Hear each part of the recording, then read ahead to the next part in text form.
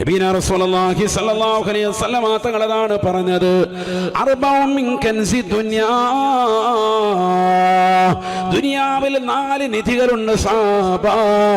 അതിലൊന്നാമത്തെ നിധിയെ കുറിച്ച് റസൂലുള്ളാഹി പറയുകയാണ്, ലിസാനുല്ലാഹിറുൻ, അല്ലാഹുവിനെ ദിക്ർ ചൊല്ലുന്നതായ നാവാണ്. ദിക്ർ വേണം എപ്പോഴും. നബി തങ്ങൾ ഏറ്റവും വലിയ സൂഫി വര്യൻ, അതിനപ്പുറത്തേക്ക് മറ്റൊരു സൂഫി ഇല്ലല്ലോ. ആ പ്രവാചകർ എപ്പോഴും ദിക്റിലായിരുന്നു, എപ്പോഴും അള്ളാഹുവിനുള്ള ഫിക്റിലായിരുന്നു, എപ്പോഴും റബ്ബുമായി ബന്ധപ്പെട്ട ചിന്തയിലായിരുന്നു. വഖൽബുഹു ലം യനം والعين قد نعست ولا يرى أثر بول منه في علني. ആദരവായ റസൂലുള്ളാഹി സ്വല്ലല്ലാഹു അലൈഹി വസല്ലമ തങ്ങൾ പ്രത്യക്ഷത്തിൽ നമ്മൾ ഉറങ്ങുകയാണെന്ന് തോന്നിയാൽ പോലും, അവിടുത്തെ കണ്ണുകൾ പ്രത്യക്ഷത്തിൽ അടഞ്ഞു കണ്ടാൽ പോലും, വഖൽബുഹു ലം യനം, അവിടുത്തെ ഹൃദയം ഉറങ്ങാറില്ല കേട്ടോ. ഹൃദയം എപ്പോഴും ചിന്തയിലാണ്, ഫിക്റിലാണ്, അല്ലാഹുവിലേക്ക് ലയിച്ചിട്ടാണ് ഹൃദയമുള്ളത്.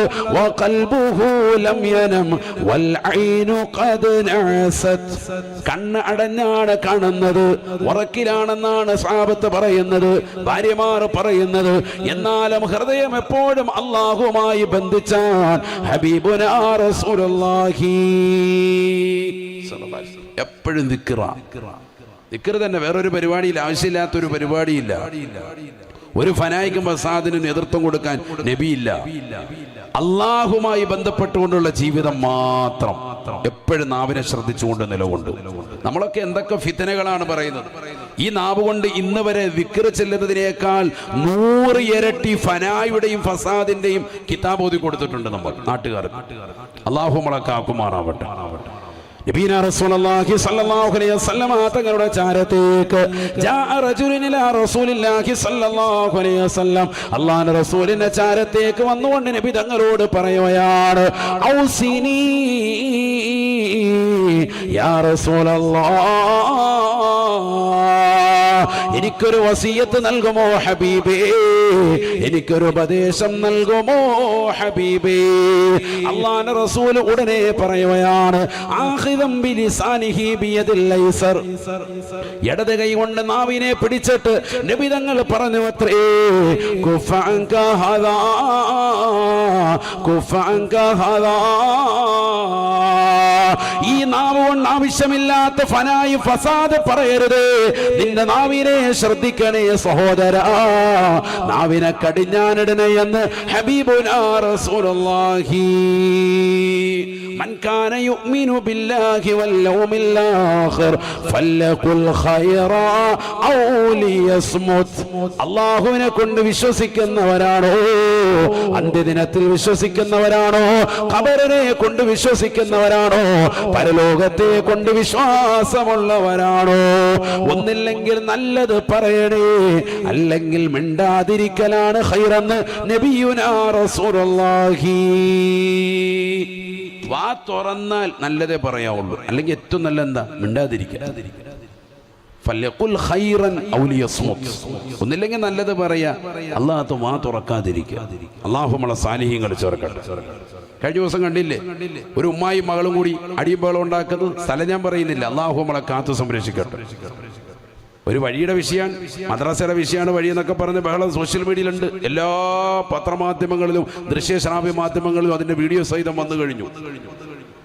മകള് പ്രസവിച്ച് കിടക്കാൻ രണ്ടുപേരും കൂടി ഇറങ്ങിയിട്ട് എന്താ ഇത്, ജംറത്തുൽ അഖബ ഊല വുസ്ത, കല്ലേറാണ്, ഭയങ്കര കല്ലേറ്, കാര്യാട്ടം എറിഞ്ഞു വെച്ച്. അപ്പൊ തിരിച്ചിങ്ങോട്ട് അവനും എറിഞ്ഞ് ഇടിയും കിട്ടി സോക്കേട് കയറുന്നു. അവർ ഇഫാദത്തിന്റെ തവാഫ് കഴിഞ്ഞ് ചവിട്ടി കൂട്ടിയിട്ടിട്ട് അവന്മാർ പോയി. അപ്പോൾ പിന്നെ ഹോസ്പിറ്റലിലോട്ട് ഓടി. ഞങ്ങൾക്ക് ആകെ ബുദ്ധിമുട്ടായിപ്പോയി, ഞങ്ങളെ മേത്ത് കൈവച്ചു പോയി. പ്രസവിച്ചു കിടന്ന വെണ്ണ. അള്ളാഹു നമ്മളെ സാലിഹ്യങ്ങൾ ചേർക്കട്ടെ. ഖൈറ് ഏതാണോ വിഷയം ഞാൻ പറയല്ല, മറിച്ച് നമ്മുടെ അവസ്ഥയാണ് പറയുന്നത്. ക്ഷമയില്ല ഈ ഉമ്മത്തിന്. എല്ലാ വിഷയത്തിലും വലിയ പ്രശ്നം, അടിയും പിടിയൊക്കെ ഉണ്ടാക്കാൻ, എല്ലാത്തിനും നമ്മൾ മുന്നിട്ടിറങ്ങാൻ. എവിടെയുണ്ടല്ലോ വർത്തമാനം പറയുന്നു, ചീത്ത വിളിക്കുന്നു, തെറി പറയുന്നു, അതിനിടയിൽ മൂട്ട് ചെയ്യുന്നുണ്ട്. കാരണം തെറിയൊന്നും പുറത്തോട്ട് വരാൻ പറ്റത്തില്ല. അങ്ങനത്തെ നല്ല നല്ല ഭാഷകളാണ് പറഞ്ഞുകൊണ്ടിരിക്കുന്നത്. എവിടേക്കാണ് നമ്മുടെ തലമുറ പോകുന്നത്? ചിന്തിക്കാൻ. എന്ത് ദിക്റ്, എന്ത് ഫിക്റ്. നമ്മുടെ നാവ് ശ്രദ്ധിക്കും. നബിയുടെ അടുക്കൽ ഒരാൾ വന്നിട്ട് എനിക്കൊരു വസിയത്ത് നൽകണം, ഒരു ഉപദേശം നൽകണം ജീവിത വിജയത്തിനെന്ന് പ്രവാചകരോട് പറഞ്ഞപ്പോ നബി തങ്ങൾ നാവ് പിടിച്ചിട്ട് പറഞ്ഞു, കുഫ അൻക ഹാദാ, നിന്റെ നാവ് ശ്രദ്ധിക്ക് മുഹമ്മദ് മുസ്തഫ. നാവ് ശ്രദ്ധിച്ചാൽ രക്ഷപ്പെടും. വേറെ ഒന്നും പറഞ്ഞില്ല. ദിക്റ് ചെല്ലാനോ കുറെ അതോതാനോ ഖുർആൻ ഓതാനോ ഒന്നും പറഞ്ഞില്ല. നാവ് ശ്രദ്ധിച്ചോ മുഹമ്മദ് റസൂലുള്ളാഹി സ്വല്ലല്ലാഹു അലൈഹി വസല്ലം. അള്ളാഹു നമ്മളെ സാലിഹീങ്ങളെ ചേർക്കുമാറാവട്ടെ. നാവ് ശ്രദ്ധിച്ചാൽ രക്ഷപ്പെട്ടു. നബിയനാ റസൂലുള്ളാഹി സ്വല്ലല്ലാഹു അലൈഹി വസല്ലമ തങ്ങളുടെ ചാരത്തേക്ക് അനുയായി വന്നുകൊണ്ട് പറയുകയാണ്, നബിയേ നബിയേ ഇന്നാലിന്ന സ്വഹാബി വഫാതായ ഹബീബി തുവഫിയ സ്വഹാബിയു യാ റസൂലല്ലാഹ്. ഹബീബായ റസൂലുള്ളാഹി സ്വല്ലല്ലാഹു അലൈഹി വസല്ലമ തങ്ങൾ ആ സ്വഹാബിയുടെ വീട്ടിലേക്ക് ചെല്ലുകയാണ്. മയ്യത്ത് കുളിപ്പിക്കാൻ സ്വഹാബത്തിനോട് പറയുന്നു. മയ്യത്ത് കുളിപ്പിക്കപ്പെടുന്നു, കഫൻ ചെയ്യപ്പെടുന്നു. നബി തങ്ങളുടെ മുന്നിലേക്ക് ജനാസ കൊണ്ടുവന്ന് വെക്കുകയാണ്. ഹബീബായ നബി തങ്ങൾ നോക്കുമ്പോ പുഞ്ചിരിച്ച് കിടക്കുന്നതായ ജനാസയാണ്, സുസ്മേരവദനാണ്. പുഞ്ചിരിച്ച് കിടക്കുന്നതായ സ്വഹാബിയുടെ ജനാസയുടെ ചാരത്ത് അല്ലാഹുവിന്റെ റസൂൽ നിൽക്കുമ്പോ ഒരാള് സ്വഹാബത്തിനോട് ഇടയിൽ നിന്ന് വിളിച്ചു പറയുകയാണ്, അബ്ശിറുഹു ബിൽ ജന്ന യാ റസൂലല്ലാഹ്. സ്വർഗാവകാശിയാണ് ഈ മനുഷ്യനെന്ന് തങ്ങളൊന്ന് പറഞ്ഞാലും റസൂലേ പറയുമോ? കുടുംബത്തിന് ആശ്വാസമല്ലേ, നാട്ടുകാർക്ക് സന്തോഷമല്ലേ?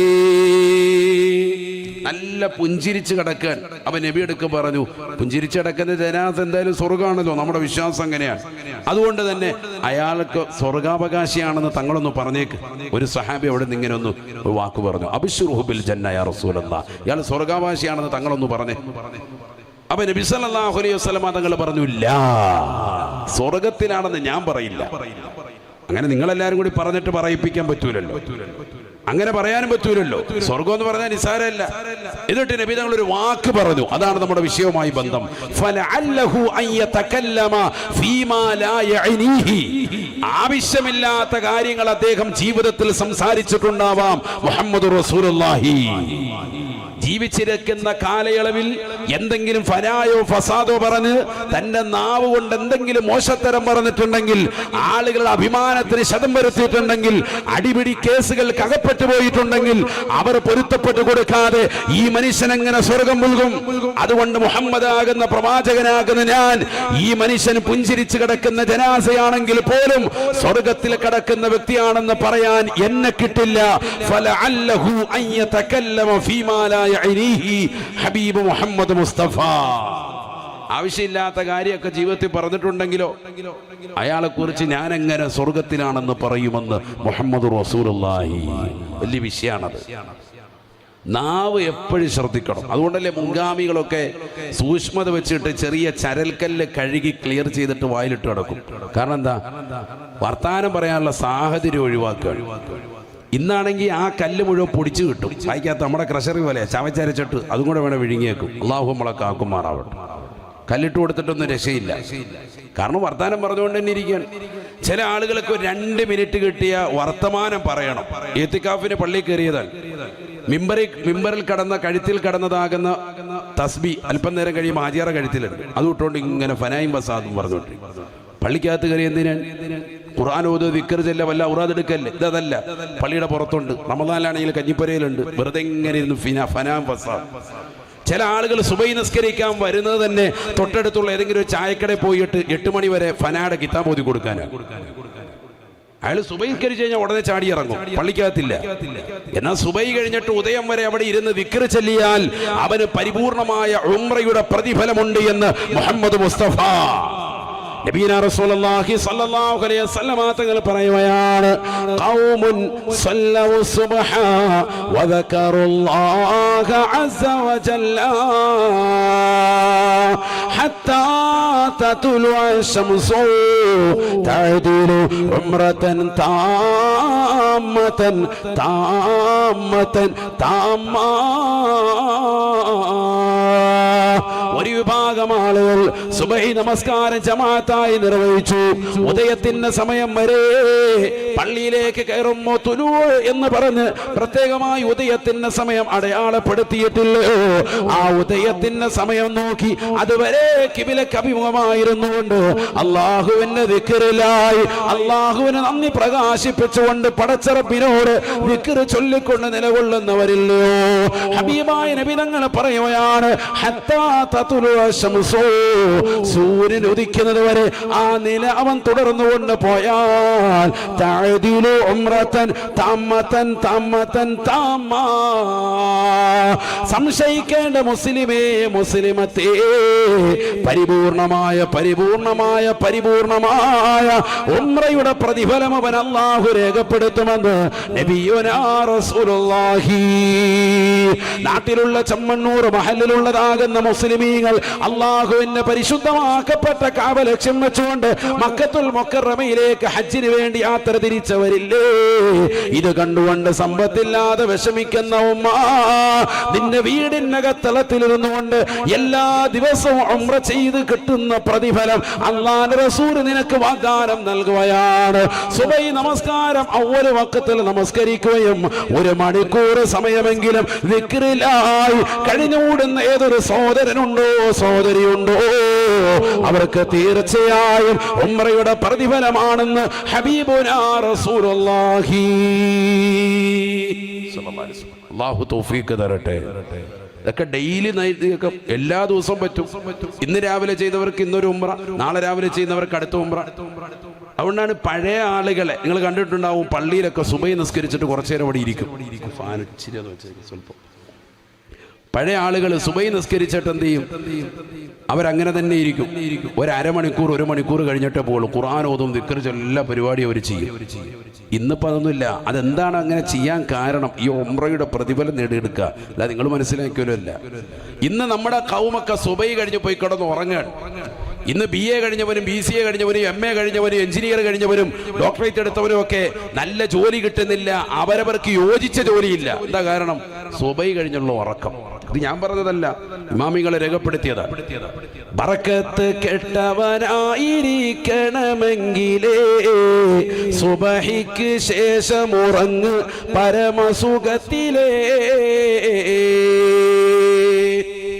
തഴവ ഉസ്താദിന്റെ വരിയാണ്. അല്ലാഹു നമ്മളെ കാത്തു സംരക്ഷിക്കട്ടെ. എന്താ പറഞ്ഞത്? ബറക്കത്ത് കെട്ടവനായിരിക്കണമെങ്കിലേ സുബഹിക്ക് ശേഷം ഉറങ്ങ് പരമസുഖത്തിലേ. ബറക്കത്ത് കെട്ടവനായിരിക്കണം എന്ന് ആരെങ്കിലും ആഗ്രഹിക്കുന്നുണ്ടോ? എന്ന് പറഞ്ഞാൽ ജീവിതത്തിൽ ഒരു ബറക്കത്തും ഇല്ല, ഒരു ഗുണവും ഇല്ലാത്തവൻ, അങ്ങനെ ആകാൻ ആർക്കെങ്കിലും താല്പര്യം ഉണ്ടെങ്കിൽ സുബഹി കഴിഞ്ഞ് ഉറങ്ങിക്കോന്ന്. അല്ലാഹു നമ്മളെ കാക്കുമാറാവട്ടെ.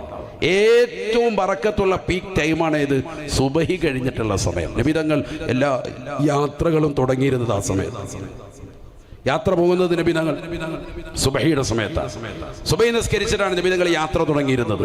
തിങ്കളാഴ്ച, വ്യാഴാഴ്ച, മറ്റു ദിവസങ്ങളിലൊക്കെ നബി തങ്ങൾ അതിനുവേണ്ടി പ്രത്യേകമായി തിരഞ്ഞെടുത്തിരുന്നു. സാധിക്കുമായിരുന്നെങ്കിൽ യാത്ര കഴിഞ്ഞ് തിരിച്ചു വരുമ്പോൾ രാത്രിയിലാണ് വരുന്നെങ്കിൽ പള്ളിയിൽ തങ്ങും, രാവിലെ പ്രഭാതത്തിലെ വീട്ടിലേക്ക് വന്ന് അണയുകയും ചെയ്യുള്ളൂ. ഇത് നബിയുടെ പതിവായിരുന്നു സ്വല്ലല്ലാഹു അലൈഹി വസല്ലം. കാരണം പ്രഭാതത്തിനൊരു ബറക്കത്തുണ്ട്. നബി തങ്ങൾ ദുആ ചെയ്തതാണ്, അല്ലാഹുമ്മ ബാരിക് ലി ഉമ്മത്തി ഫീ ബുകൂരിഹാ. എന്റെ സമുദായത്തിന്റെ പ്രഭാതങ്ങളിൽ നീ ബറക്കത്ത് ചൊരിയണേ അല്ലാഹ്. ഹബീബുനാ റസൂലുള്ളാഹി നബി തങ്ങൾ ദുആ ചെയ്തതാകുന്ന ബറക്കത്ത് നേടിയെടുക്കണോ മുസ്ലിമേ? പ്രിയപ്പെട്ട പെങ്ങളെ, ചെറുപ്പക്കാരാ, ഖൈറായ തസ്തികയിലേക്ക് നീ എത്തിപ്പെടണോ? സുബഹി കഴിഞ്ഞുള്ള ഉറക്കം പരിപൂർണമായി ഒഴിവാക്കണേ. അതിനെന്ത് വേണം? രാത്രിയിൽ നേരത്തെ കടക്കണം. ഇശാ കഴിഞ്ഞാൽ പിന്നെ ദുന്യവയ സംസാരം ഒന്നും പാടില്ല എന്നാണ്.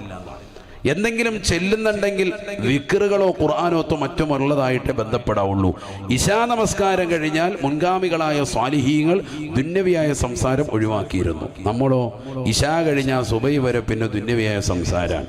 പിന്നെയാണ് ചാറ്റിങ്ങും വർത്തമാനമൊക്കെ തുടങ്ങുന്നത് നേരം വെളുക്കുന്നവരെ. 3 മണി വരെ സമയം നമ്മൾ യൂട്യൂബിലും ഫേസ്ബുക്കിലും ഇൻസ്റ്റഗ്രാമിലും ഒക്കെ നിലകൊണ്ട് ചെറുപ്പക്കാർ പിന്നെ ഉറങ്ങുന്നത് ആ സമയത്താണ്. സുബഹിയില്ല, സുബൈക്ക് അലാറം വെക്കുന്നില്ല.